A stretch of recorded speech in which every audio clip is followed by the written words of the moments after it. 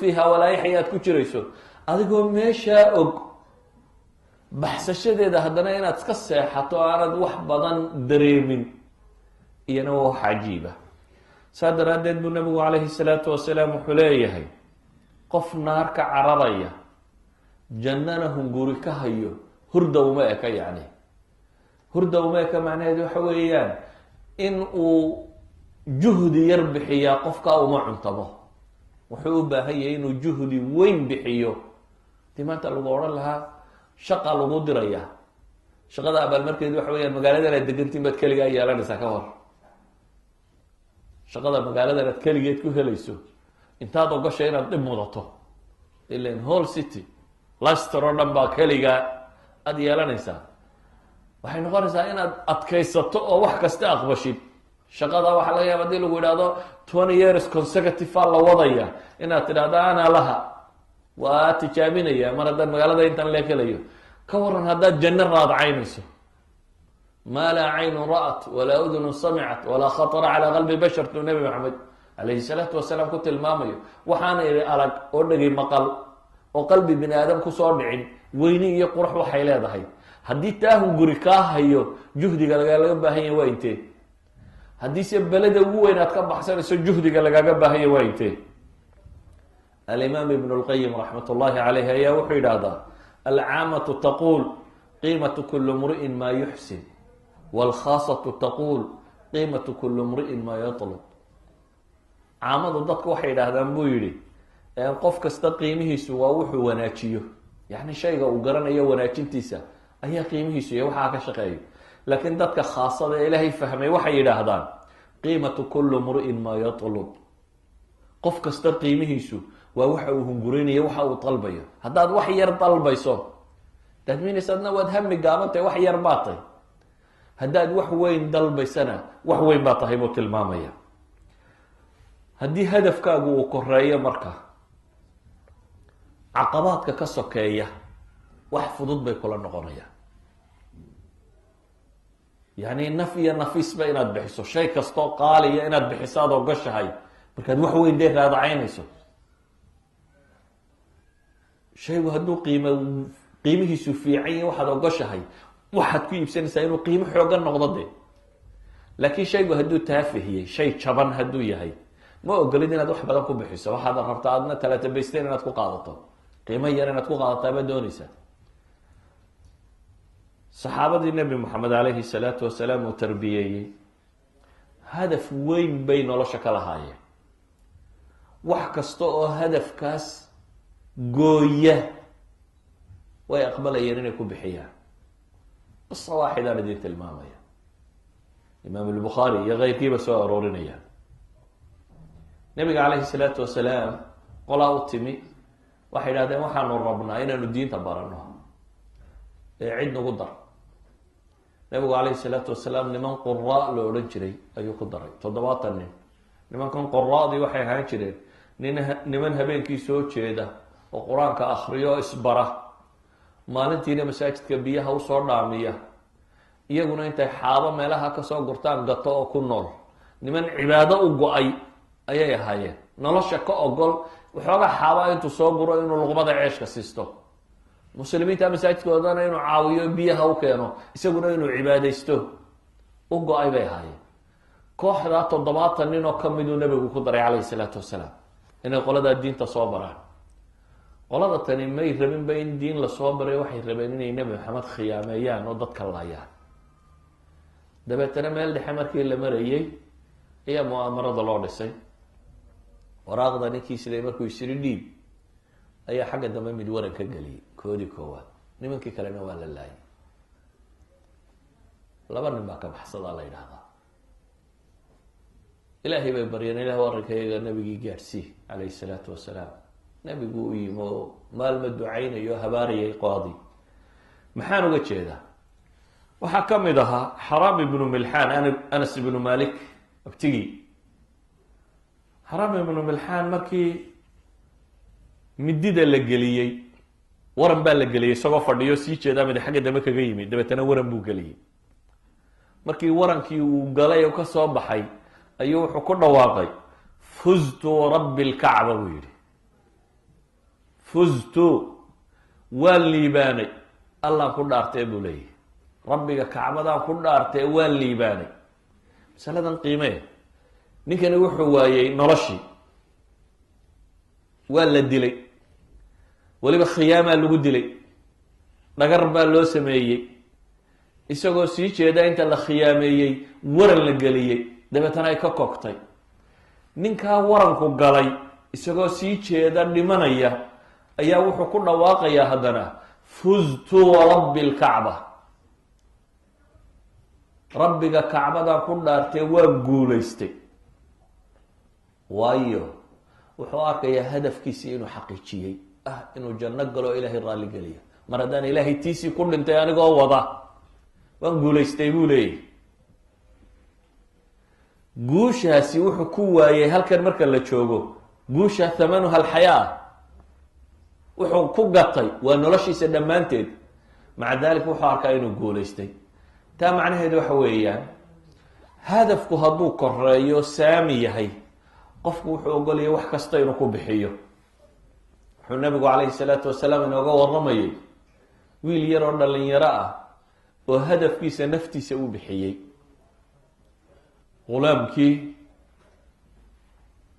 sixiroolaha loo geeye la yidhi waxa la baro ee wadaadkana sii mari jiray raahibka ah ee dhanna sixirka kasoo baran jiray dhanna ninka wadaadkii uu waxoogaaga diinta u akri jiray markii dambe tawxiidkiisu sugmay ee mustajaabu dacwa noqday ilaahay baryo ilaahay baryada ka aqbalo ee boqorka nimankii ag fadhiyay mid kamid indhabeelay dabeetana uu u yimi uu yihi waxaan maqlay inaad indhaha dadka u bixiso waxaasoo dahaba qaado indhaha ii bixi wuxuu ku yidhi anigu cidna indhaha uma bixiya ilaahay rumee subxaana wa tacaala haddaad ilaahay rumayso ana ilaahay baan kuu baryaya ilahay inuu indhaha kuu bixiyo ninkii ilaahay buu rumeeyey subxaana wa tacaala dabeetana ilaahay subxaana wa tacaala indhuhu u bixiyey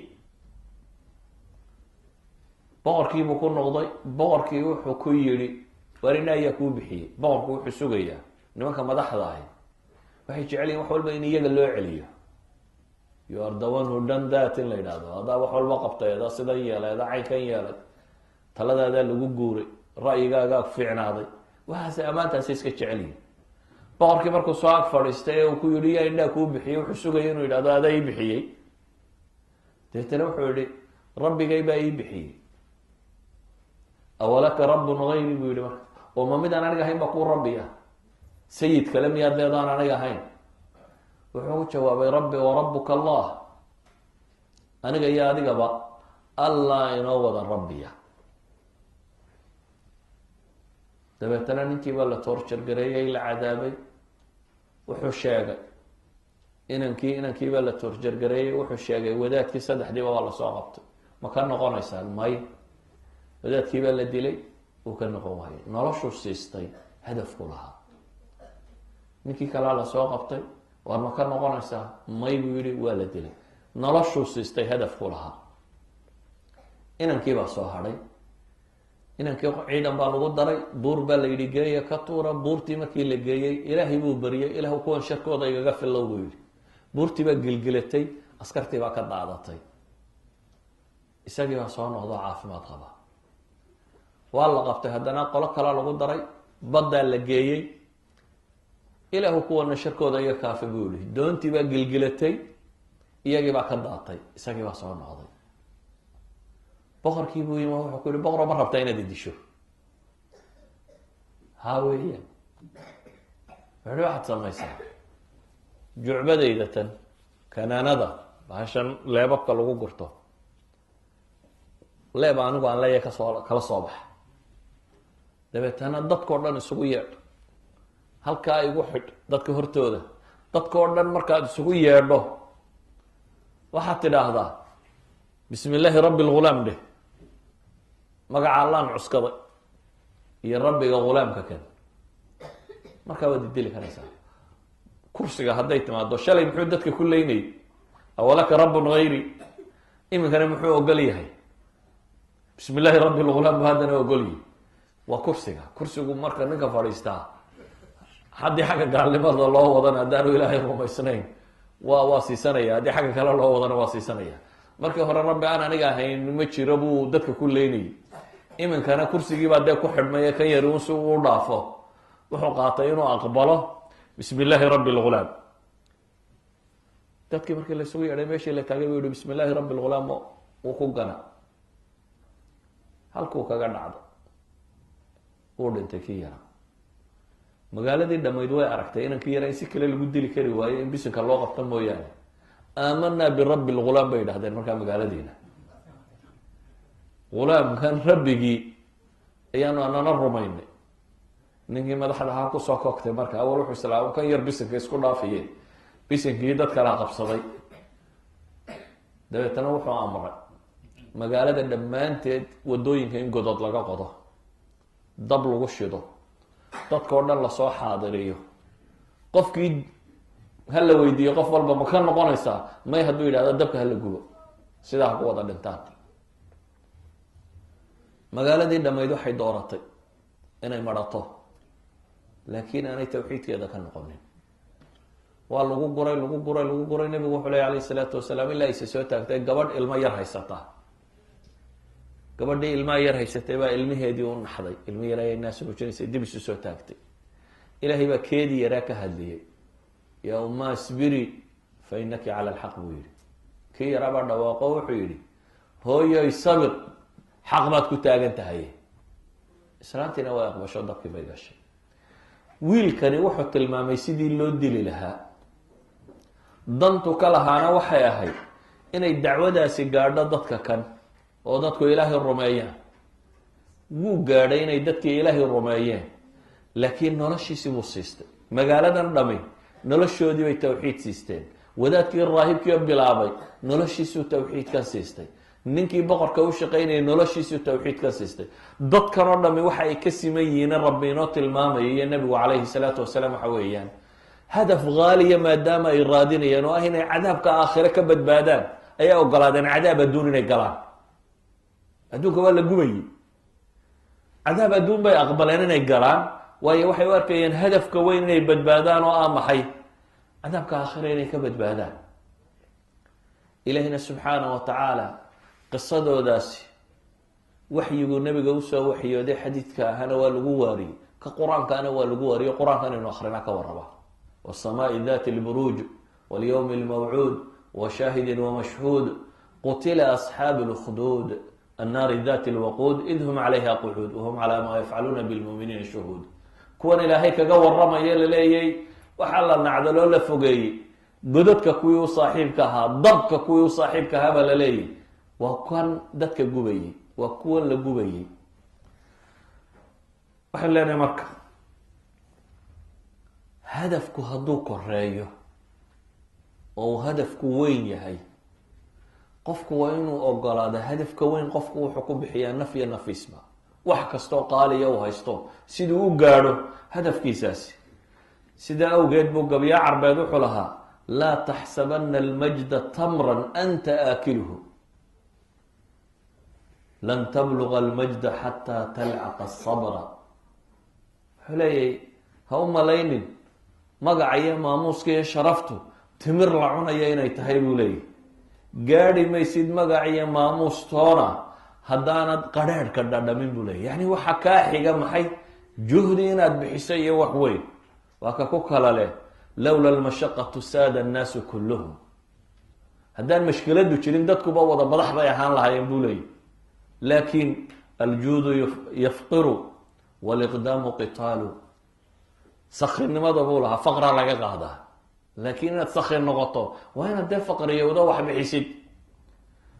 waxaan uga jeednaa ibnulqayim raxmat ullaahi calayhi baa wuxuu leeyahy dadka cuqaladee dunida soo maroo dhame waxay isku waafaqsan yihin buu yihi annaciimu laa yudraku binnaciim buu yihi. naciimka nicmada nicmo laguma gaadho. wa ana man aahara araaxa faatathu raaxa. ninka jiif jiif iyo raaxaysi door bida, raaxaysiga dhabtaa dhaafa. yani waxa weeyaan hadafku hadduu koreeyo wuxuu u baahan yahay wax qaaliya oo lagu bixiyo. imaamu axmed ibnu xambal raxmat ullaahi calayhi baa la yihi mata raaxa. imaamu axmed ow raaxadu waa goorma? cinda awalu qadamin fi ljanna buu yihi. adinka koowaad markaad jannada dhigto markaasaa raaxadu bilaabantaa buu leeyahy. inta ka horeysa waa maxay? dadaal iyo tacab iyo hawl iyo xoogsi baa loo baahan yahay buu leeyahy. waayo waxa aad raadinaysaa waa janno carduha asamaawaatu walardi baad raadacaynaysaa. idan waa inaad ka mid noqotaa maxay?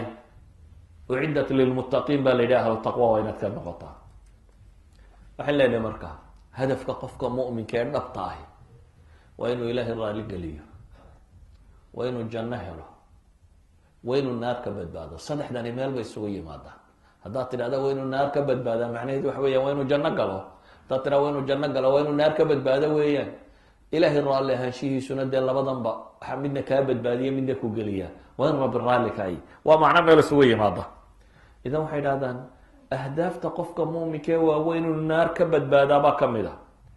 naar haddaad rabto inaad ka badbaado waa inaad ka takhallustaa negativeska naftu ay wadato. salbiyaad tiro badan baa jiro naftu ay iska jeceshay. waa inaad ka baxdaa uskaga nolosha ay wadato oo dhan. waa inaad ka kor martaa doonitaanada fudud ee naftu ay iska jecjeceshahay. waayo naarta ilaahay wuxuu hi wain minkum ilaa waariduha kaana calaa rabbika xatman maqdiya. mid idinka midi ma jiro ilaa iyo naarta wuu u aroorayaa mooyane. horta naarta waynu wada gelaynaa, waayo jidka siraad baa ku dul yaalla. jidka siraadna dad oo dhan baa maraya. walidaalika naarta waad soo arkaysaa, waad dul maraysaa. ma badbaadaysaayo ma dhaafaysaa mise waad ku dhacaysaa baa isweydiinta leh. ilaahay wuxuu leeyay subxaana wa tacaala huma nunaji aladiina taqow wanadaru alظaalimiina fiiha jithiya. markii la yidhi wain minkum ilaa waariduha, mid idinka midi ma jiro ilaa iyo waa loo soo aroorinayaa naarta oo jidka siraad buu maraya. ilaahay wuxuu yihi huma nunaji aladiina aamanuu. intaa kadib baa waxaanu badbaadinaynaa kuwa iimaanka laga helay iyo taqwada.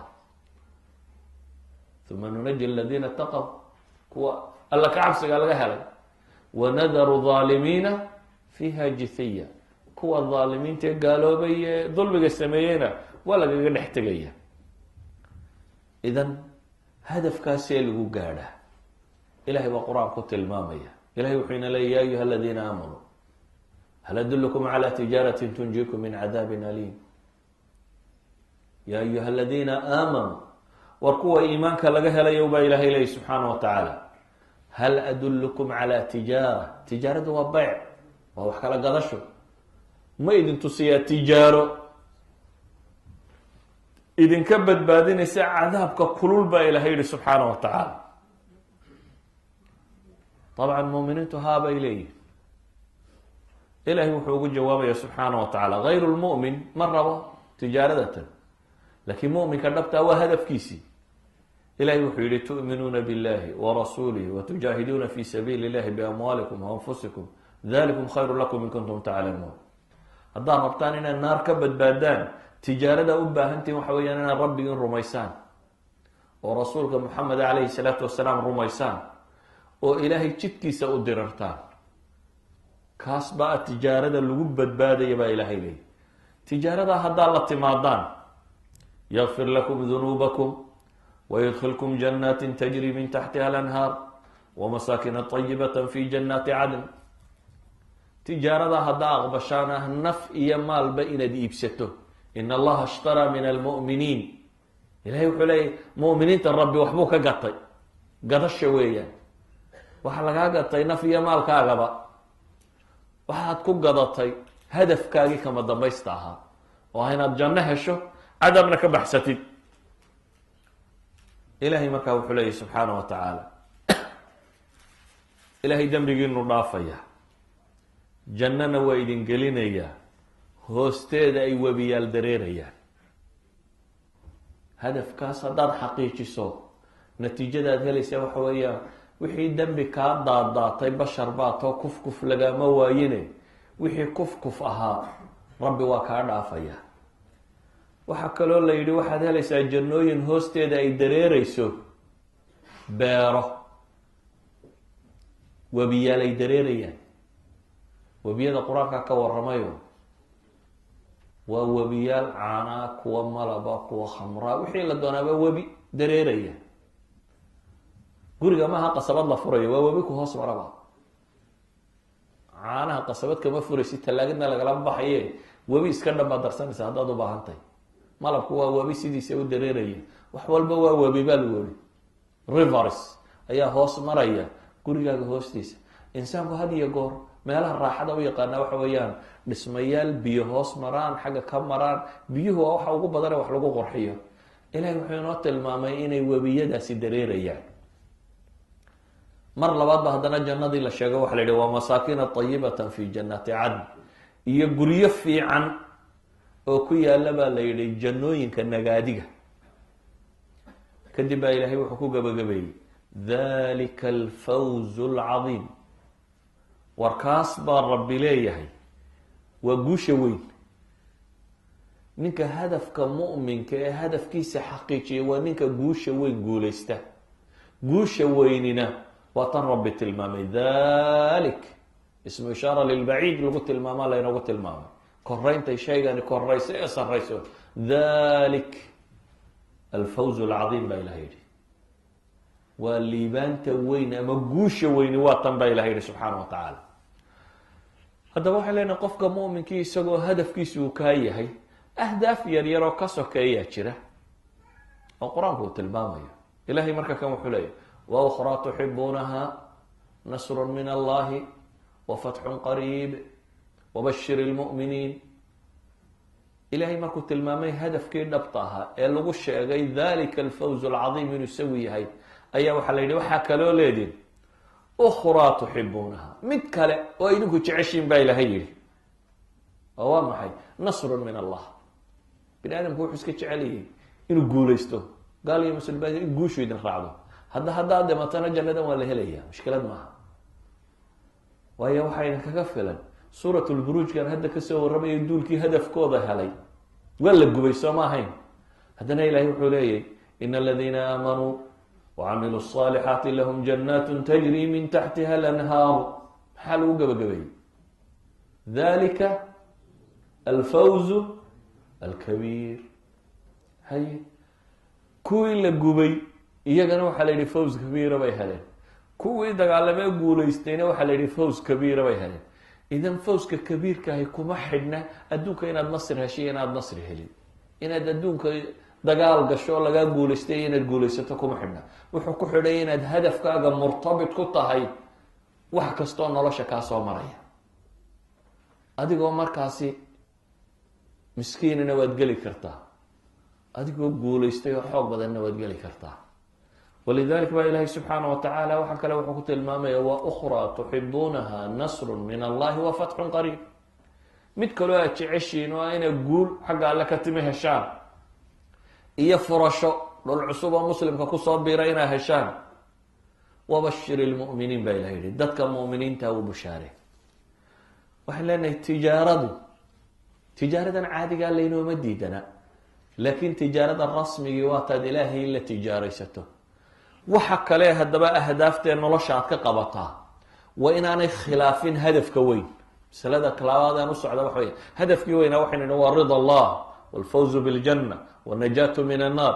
waa hadafka qofka mu'minka ah, waa hadafka aan la rabo naf iyo nafiisba wax kastoo qaaliyo aada haysato iyo wakti iyo xoog iyo cilmi iyo aqoon iyo tamar iyo adduun waxaad leedahay inaad ku bixiso saad isaga u hesho.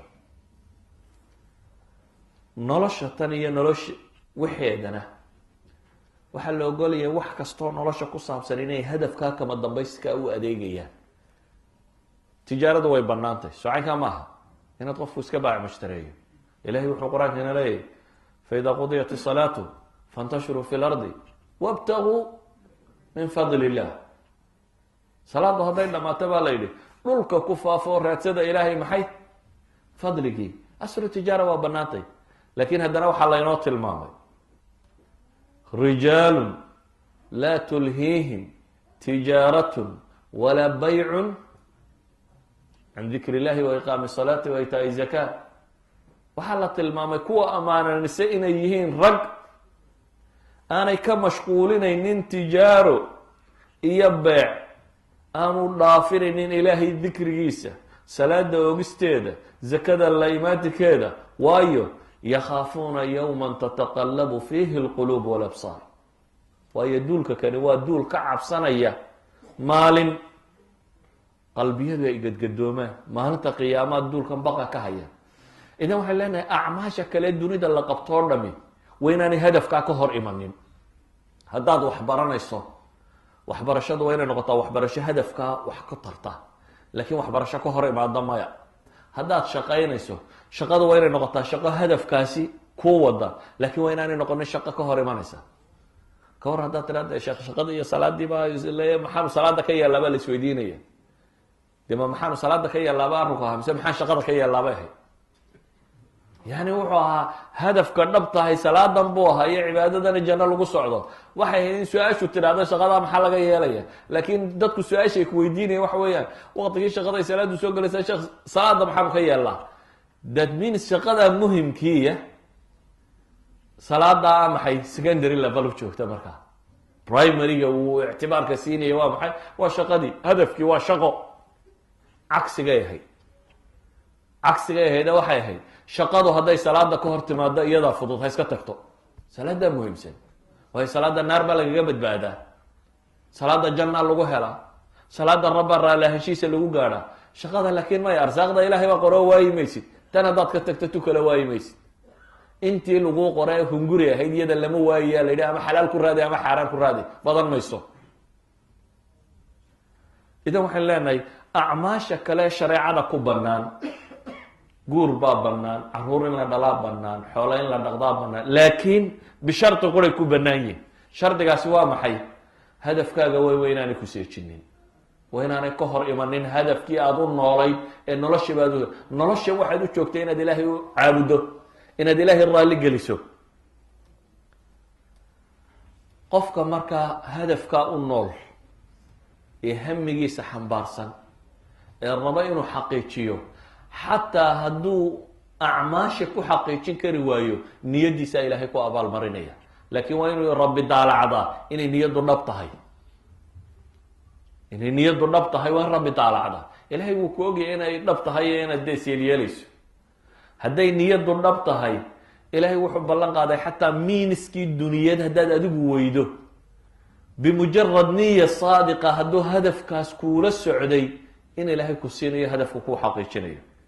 walidalik uu nabigu wuxuu ley alayh salaatu wasalaam xadiiska saxiixu muslim ku yaala, man sa'la allaha shahaadata bisidq ballagahu allahu manazil ashuhadaa wain maata cala firaashi.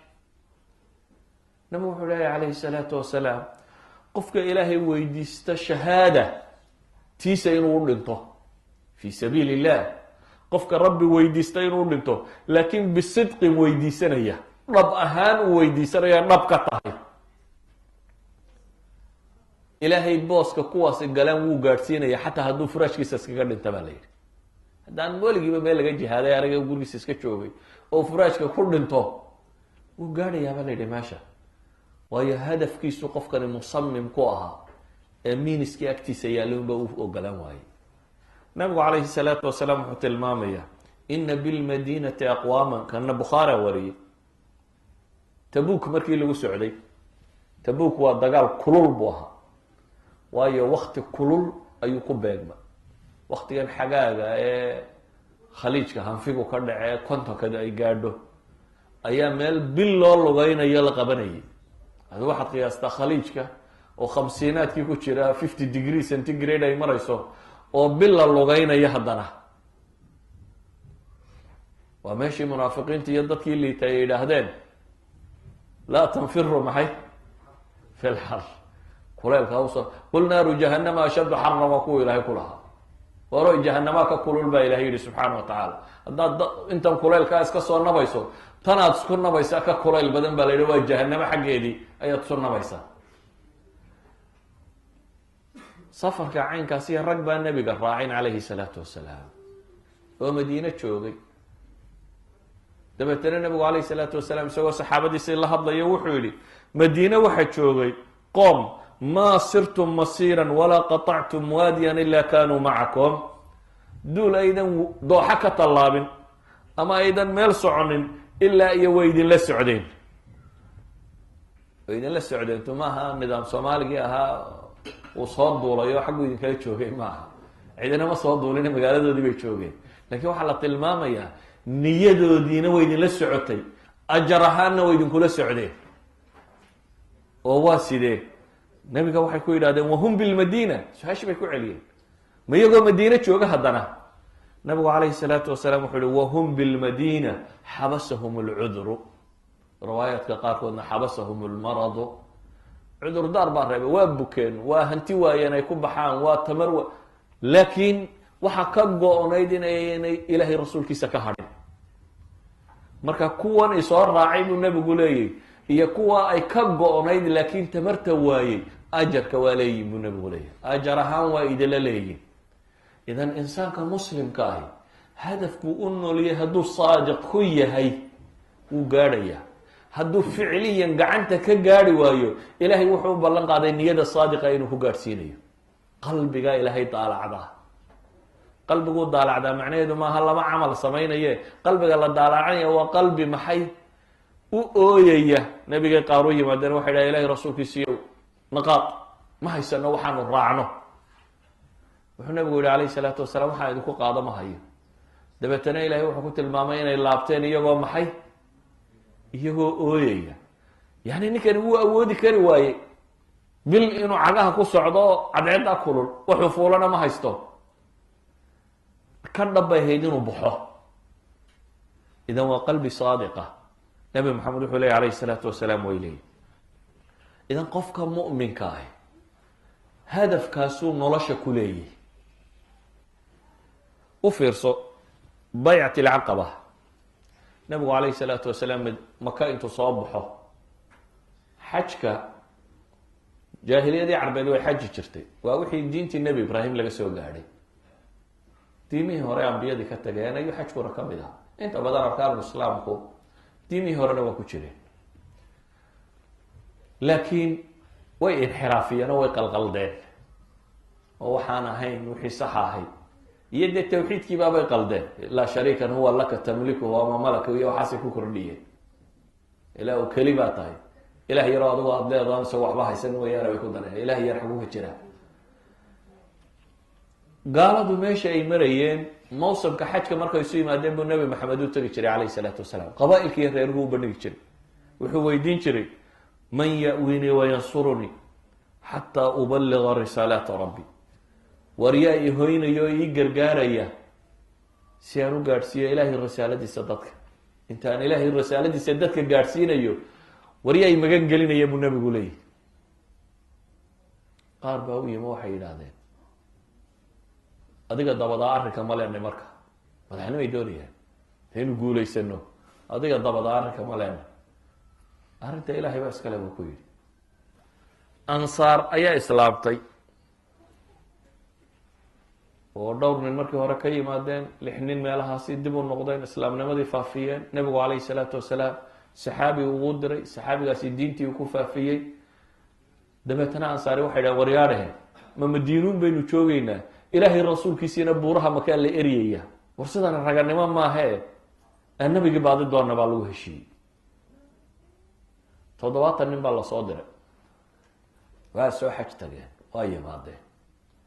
70kii nin nabigay alcaqaba meel la yidhaahdo ayay kula ballameen, meel yaroo kor yara. de ila carab oo dhan baa meesha joogto, waa laga dhuumanaya. nebi maxamedna qaaraaba daba socoto qaylinayso le waa beenaale ha dhegaysanin oo warkaasaa la akrinaya, waa keligii. waxay yidhaahdeen halkaasaa inoo ballama. 2 nin iyo 3 nin baa loo dusay oo halkiibaa shir la ysugu yimi. nabiga calayhi salaatu wasalaam baa loo yimi. waxaa la yidhi ilaahay rasuulkiisiiyo waxaanu rabnaa inaynu heshiis kula galno, maxaad nagula heshiinaysa? wuxuu nabigu yihi calayhi salaatu wasalaam tubaayicunii cala alsamci walطaaca fi اnnashaati walkasal wاlnafaqati fi اlcusri waاlyusr wclى اlamri bاlmacruufi wالnahyi can اlmunkar waan yaqulaha laa yubaali fi llahi lowmata laa'im wclى an tansuruunii watamnacuunii ida qadamtu calaykum mima tamnacuuna minhu anfusakum waazwaajakum waabna'akum walakum اljanna. nabigu wuxu uhi calayhi salaatu wasalaam heshiis igula galo, waxaa ballan igula gashaan inay maqlaysaan oo i adeecaysaan marka la firfircoon yahay iyo marka la caajisaysan yahayba, marka dhibi jirto iyo marka la naadi jirtaba labadaba inay maqlaysaan, inaa wax bixinaysaan, marka wax la haysto badhaadhaha la joogo iyo markay noloshu cidhiidhiga tahayba.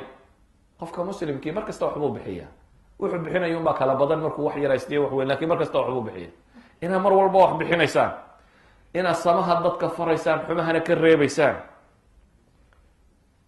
ilaahay dartii mid wax canaanta inaydan uga joojinaynin arrinkaasi. iyabuu nabigu ku yidhi inaa ii gargaaraysaan, inaa ii hiilinaysaan oo iga celinaysaan waxaa naftiina iyo haweenkiina iyo caruurtiina sidaa u difaacdaan si lamida inaa ii difaacaysaan. waxay idhahdeen maxaanu leenahay? walakum ljanna buu nabigu yihi. waxaynu wax ku kala gadanaynaa waa kaa, ilaahay diintiisa inaa u gargaartaan, idinkuna waxaa abaalmarkeeda leedihin maxay? janno. waxay is idhaahdeen baycada heshiiska nebiga la galo ninkii ugu yaraa ascad ibnu zurara la yidhahda yidhi waar suga ansaaray, war waxaa la idin yidhi ma maqlaysaan? war nebi maxamed haddaa qaadataan carab oo dhami dhan ba idinka wada mari, dagaal baa la idinku wada qaadi, noloshu way adkaan doontaa, waa qadhaadhaan doontaa, waar iminkaa cudurdaar helaysaan ha isku qaadina ballan, ama rag noqdo oo idinkoo og badheedha oo badheedhihiina caddaysta oo dhaha dad oo dunidao dhame hadday isu tagto waa ka hortegaynaa, badheedhaha iminka caddaysta. haddii kale buu yidhi arrinka kani ma fudude ogsoonaada, war naga du gacantaadaa la yidhi. saasaanu nebi maxamed kula gelaynaa calayhi salaatu wasalaam. heshiiskii baycadii saasaa nebi maxamed ay kula galeen.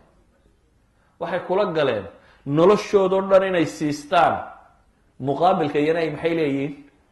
janno. lama odhan aniga dabaday madaxbaa laydinka dhigaya. abibakar iyabaaba madax noqday, cumar iyo ansaar miyaa maqasheen madax noqotay? maya. naf iyo nafisba iyagoo, waayo dantay lahaayeen ma ahayn inay madax noqdaan, dantay lahaayeen ma ahayn inay xoolo helaan. xunayn baa la yimo, xoolihiina waxaa la siiyey kuwa imika soo islaama iyo qaar hadda gabayaayo oo meesha jooga iyo waxaasuu nebigu boqol halaad siiyey, iyo qaar laba buurood dhexdooda xoolihii joogu yihi dareersada. markaasaa ansaartii qaar kamid yidhahdeen nebigu dee reerahoodunbuu xoolaa ka buxiyey, isugu ka yeedhay buu yidhi ansaar oo dhan. meel baa la isugu wada yeedhay, dabeetana wuu la hadlay. maxaa ka rabtaan buu yidhi ansaare, dadku hadduu waddo wada maro anigu waddada ansaari martaan mari lahaa, dadku hadday xoolaa qaataan idina nebi maxamed qaadataan ka warrama buu yihi. radina bay dhahay, raalli baanu ku nahay, xoolo o dhami xagga ha qabtaan, haddaad nala noqonayso oo nebi maxamed annagana raacayo qismadaasaa noogolay bay leeyihin. yacni waxa weeyaan hadafkooda waxay siisanayeen waxay haysteen noloshoodii o dhan. waxay aqbaleen markaa inay naf iyo maal iyo caruur waxay ka celiyaan nebi maxamed inay ka difaacaan. waxay aqbaleen inay marka la badhaadhaysay iyo marka dhibi jirtaba inay wax nafaqeeyaan oo wax la baxaan. waxay aqbaleen si kastoo noloshu tahay inay nabiga ateecaan calayhi salaatu wasalaam. idan waxayn leenahay hadafka qofka muslimka uu nooliyo waa inuu cad yahay, waa inuu noqdaa ilaahay inuu raalli geliyo, janno inuu helo, naar inuu ka badbaado. hadafkaasi waa inuu noqdaa noloshaada oo dhan ee kale hadday keensanayso inaad iibiso inaad ku gadato. haddii xoole la waayi, haddii caafimaad la waayi, haddii lacag la waayi, haddii kan la helayo muqaabilu waxa kaloo dhami wax qiimale male. waxaynu nihi markaa ahdaafta yaryare ka sokaysa ee marxaliga ah waa inay noqdaan hadafkaa weyn un wax u wada adeegaya. hadday waxaad baranaysatay, diin baad baranaysaa, danta koowaad aad ka leedahay waxa weyaan inaad adigu badbaado, maaha inaad dadka sheekh u noqoto. danta koowaad aad ka leedahay diinta barashadeedu waxa weeyaan sidii aada naar uga badbaadi lahayd, jannana u geli lahayd ayuu qofku diinka u bartaa. marka labaad buu wuxuu tijaabiyaa inuu ilaahay dadka ugu yeedho, dadka inta hadhayn inuu rabbigood ku xidho oo ilaahay addoommo u noqdaan inuu baro. waxaan leenahay guryaha la dhisto, shaqada laga shaqeeyo, caruurta la tarbeeyayo, waxaasoo dhami waa inay noqdaan dariiqa qura ee ah ilaahay cibaadadiisa waxayna horseedaya. hadafkaasi noloshoo dhami waa inay isaga ka shaqaysaa. hadafkaa markaad xaqiijisana ammaanta kama dambaysta aada leedo bini aadamku kamaalkiisu waa alcubuudiya lilah. bini aadamku kamaalkiisu waa halkaa markuu dhamaystirmaa waa markuu xaqiijiyo wixii loo abuuray. waxaa lagu abuuray waxay tahay in ilahay caabudo, wamaa khalaqtu ljina walinsa ila liyacbuduun.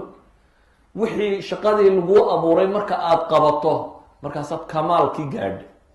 wax kasta koobkan waxaa loo samaystay in wax lagu shubto, marka lagu shaqaystay wax lagu shubto koobkani shaqadii loogu gutay waa ammaanan yahay. marka insaanka waxaa loo abuuray inuu ilaahay caabudo. walidalik baa qur-aanku markuu addoomaha ilaahay ka waramayo ambiyada waxaa lagu sifeynaya wixii ay risaalo sideen oo dham inay masalada ahayd. yaa qowmi icbudu llaha maa lakum min ilaahin gayru. nebi weliba wuxuu la socday tolkayow ilaahay caabuda oo ariiqaa mara oo raalli ahaanshiyaa ilaahay raadiya malihidin ilaahay keyrkii waxaa caabudaane. ilahayna qur-aanka wuxuu inoogu tilmaamay mas'aladaa inaan laga santaagi karin, bal e saalixiintu lan yastankifa almasiixu an yakuna cabda lilah baa ilahay yihi.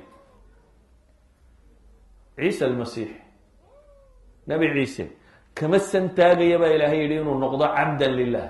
ilaah weeyaan iyo inan iyo waxaa tuura baa ilaahay leeyahy. lan yastankifa almasiixu an yakuna cabda lilah wala almalaaikatu lmuqarabuun. malaaigta ilaahay u dhoweyna kama santaagaysa alla addoonnimadiisa. waman yastankif can cibaadati wayastakbir fasayaxshuruhum ilayhi jamiica. ciddii kibirta ee santaagta baa la yidhi. kibirde waa ilaahay cibaadadiisa inaad diido ayuu ku dhaydi. miskiin baa markaa hebel waa iska miskiin maa hadduu salaada tukan waayo waa nin kibray. ninkii ilaahay diiday inuu fooda dhulka udhiga waa nin kibray, kibirintaasu ku dhayi. ilaahayna wuxuu leeyahay waman yastankif can cibaadatihi wayastakbir waa ilahay. ninka ka santaaga rabbi cibaadadiisa ee iska weyneeya ilaahay baa aakhiro soo xaadirin baa la yidhi. iyagoo daro quraanyo laaleeg baa la yidhi kuwii kibri jiray oo khalqiga ilaahay ku tumanaya aakhiro la keenaa. qur-aankana ilaahay subxaanah wa tacaala markuu nebiyada ammaanayo, nebi moxamed calayhi salaatu wasalaam marka ilaahay ammaanayo tabaaraka aladii nazla alfurqaana calaa cabdih liyakuna lilcaalamiina nadiira. ilahay wuxuu leeyay subxaanah wa tacaala waxaa weyn oo wax barakeeya aladi nazla alfurqaana calaa cabdih. alxamdu lilahi aladi anzla calaa cabdihi alkitaaba walam yajcal lahu ciwaja. subxaana aladi asraa bicabdihi layla waanahu lama qaama cabd llahi yadcuuhu. ilahay subxaana wa tacaala meeluhu nebiga ku ammaanayo o dhan addoonnibuu ku sifeeyey. habeenkii la dheelmiyey ee laga soo kaxeeyey maka ee bayt lmaqdis la keenay cirka la qabadsiiyey subxaana aladi asraa bicabdihi baa ilaha yihi. idan ikhwatii fi lcaqiida meesha kama dambaysta qofka mu'minka gaadhaana wa an tacbud allaha kaanaka taraah fain lam takun taraah fainahu yaraaka. waxaan kusoo koobayaa markaas walaalayaal meelahan aynu joogno dad badan oo buusaladii ka luntaa jira. buusaladu waa cambaskii, tilmaamtii ka luntay, meel uu socda aan garanayn. qofkii cibaadada rabbi seegaa meel uu socda ma garanayo, waa qof lumay. noloshuna hadday rabbigeed garan weydo waxba ma aha, weligeed ba hala dhaldhalaaliyo.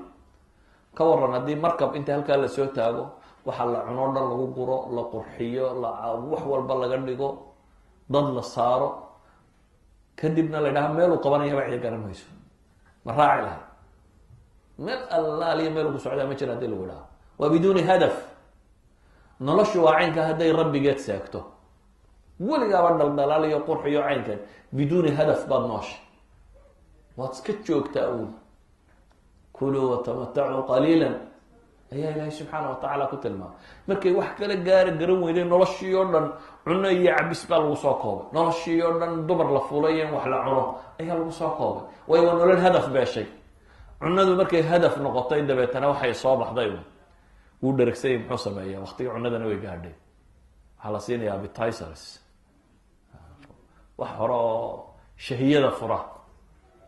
haddaad dheregsantay maxaad shahiyadaada ka furanaysa? ma iska badaysa may shahiyadaa lagu furaya. shahiyada markaad furatana waxaa lagu siinayaa main foodkii main foodka markaad cunto waxa lagu leeya waad dibiraysa, waxaa lagu siinayaa kuwa caloosha jilciya raashinka kala dejiya, kuwana ka dabacan baa lagu leey kaa dejinay, oo maxaad iska dabirinaysa haddaad dana dejinayso, maad marka hore waa in yar waad meesha buuxin saartid, hadhow baa laleeyahay haddana waad buuratay, waxaad u baahantahay jiimkii iyo haddana isfudaydintii, oo maxaad baruurta marka hore iskaga giidaysay, haddaad hadhow haddana iska rogayso way xoog, yani waa qofku markuu hadaf beelo, halkuu nabigu calayhi salaatu wasalaam ka tilmaamayo ama axaadiistan ay sheegayso qoom baanay aan wax cunin inay gaajoodaan mooyaane, hadday cunaanna maxay aan dhargin baa la yidhi, waayo cunada inaad wax cunto looma noolaado, ee maxaa wax loo cunaa inaad ku noolaato, haddaad u nooshay inaad waxuun cunto ka war hadafkaagu iyo wax cun,